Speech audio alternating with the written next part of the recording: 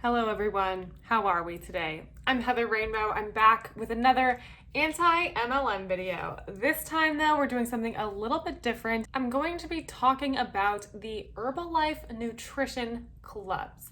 Now, if you don't know, Herbalife, I hate Herbalife, okay? Specifically, I hate MLMs that really prey on diet culture. I don't like when they promote meal replacement shakes. Some of the worst posts on social media I've seen that I've screenshotted and maybe reacted to on TikTok were from Herbalife people. Very entitled, very uppity, very, I have this better life than you. Really don't like it, not about it.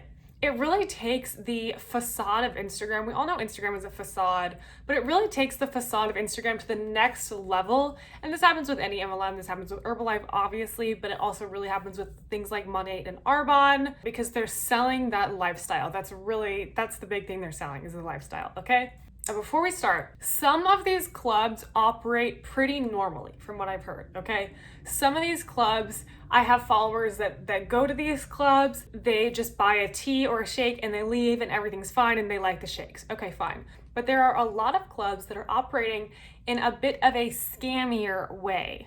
And I'm talking about those clubs, all right? So if you search #nutrition club on Instagram, you'll find a lot of these clubs, so many that you can tell they're all Herbalife shakes, but none of them really mention Herbalife. They all just have the same look, the same vibe, but I'll put up some screenshots. You can tell MLM vibes. From what I can tell, these clubs tend to sell the social aspect. A lot of the times they sell the social support, the group mentality. Again, not every club, but there are a lot that are like this. Now, the first thing I want to talk about that I found really interesting was the actual Herbalife rules for having one of these nutrition clubs. Okay, this is interesting. By the way, the vast majority of the time, these clubs are not profitable to the distributor that decides to open them, but we'll get into that in a hot second. What is a nutrition club? Nutrition clubs are social gatherings where members focus on good nutrition and regular exercise in order to achieve optimum health. Okay, sounds like a gym, I guess? You can operate a nutrition club from a non-residential location or a residential location. They're convenient ways to create a community experience. You can only open a nutrition club if you are an Herbalife distributor. Makes sense. Now, here is where it gets funny. Okay, here's where it gets funny. How can I promote or advertise my nutrition club? Advertising is limited to promoting services that are offered within the nutrition club, such as a wellness evaluation or nutrition presentation, and may only include the name of the nutrition club, operator name, and phone number. So you can only promote services offered within the nutrition club. Okay. Interesting. And then, what can I name my nutrition club? Names of nutrition clubs must not include the words Herbalife, Mark Hughes, Nutrition Club, or any Herbalife product names. Other unacceptable names are cafe, a restaurant, bar, mart, store, branch, or shop. And that's not even a complete list. Interesting. I don't know, comment if you have one of these nutrition shops where you are, by the way. They've been popping up everywhere. There was one in my town, but I think it might have shut down. There's a couple that are like an hour away that I found on Google. Let me know if you have one, if you've been to one, if it was a normal one, or if it was one of the more iffy, more recruity ones, more culty ones. But in case you're not aware, they've been popping up and distributors have been opening them left and right. They tend to be a big money sinker, a big loss, not a good financial decision. Also, the products tend to be really expensive. Not good things. Continuing on in the rules, though, of these nutrition clubs, what can I display on the exterior of my nutrition clubs? You have to use window and door coverings to ensure that the interior of the nutrition club is not visible from the exterior. I'm sorry, I just got hair in my face. Doors must remain closed. This is one of the weirdest things I've ever read. The exterior must not be used to attract passerby. Tables and seating outside are not allowed. Open and closed and credit card signs or notices are not allowed. What products should I offer? Complimentary products may include the blah, blah, blah. Okay. Oh my God. Oh my God. And then a lot of them are charging for memberships. Okay. What? This just gets more and more confusing because I know a lot of these stores just sell like a shake or a tea and people go there and just get a shake, but apparently some of them are charging membership fees. Let me know if you've ever seen that. And a lot of them apparently are doing like activities. Let me know if you've seen that too. You also have to include this big disclaimer if you're going to include any before and afters on the walls of the store. Okay, so there's the rules. A bit weird if you ask me, especially the thing where you can't see the exterior. I hate Herbalife, okay? I might put up a screenshot here. I will put up a screenshot here, in fact, of specifically something I really hate about Herbalife. This distributor was saying she went to the boardwalk and she saw all the vendors working hard, and then she was basically saying that she felt bad for them, that they had to work so hard with their kids there, and she was so happy because she had Herbalife and she didn't have to do that. And it just really rubbed me the wrong way. Really didn't like it. Really a rude thing to say about street vendors and like touting Herbalife above them. Really didn't like it. Now we're going to read an article now on Business Insider by John Hempton, who visited one of these clubs, and he did a little bit of a review on it. He's a little bit of an experience breakdown. I haven't gone to one. Maybe I will for research purposes, but I'm intrigued about what this article is going to have to say.